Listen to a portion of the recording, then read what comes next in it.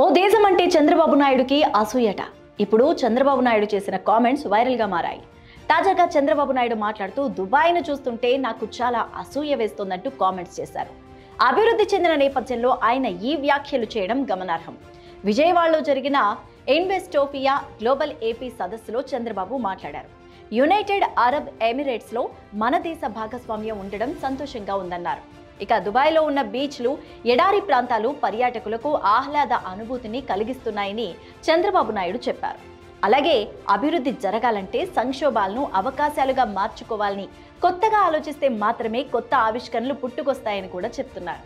1995 సంవత్సరంలో technology revolution వల్ల అక్కడ పరిస్థితులు మారిపోయాయట.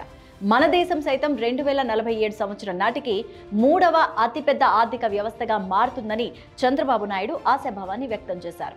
గతంలో అయితే విజన్ 2020తో ఏపీ అభివృద్ధి దిశగా అడుగులు వేశామని, వచ్చే ఏడాది జనవరి నాటికి రాష్ట్రంలో క్వాంటమ్ కంప్యూటింగ్ వ్యాలీ ఏర్పాటు చేస్తామని కూడా చెప్పారు. ఇక ఇప్పటికే రాష్ట్రంలో 575 సేవలను వాట్సాప్ గవర్నెన్స్ ద్వారా అందిస్తున్నామన్నారు. ఇక ఈ ఏడాది ఇండిపెండెన్స్ డే సమయానికి ఆన్లైన్ ద్వారానే అన్ని సేవలు అందుబాటులోకి వచ్చేలా ప్రయత్నాలు జరుగుతున్నాయంటూ కూడా చంద్రబాబు నాయుడు వెల్లడించారు.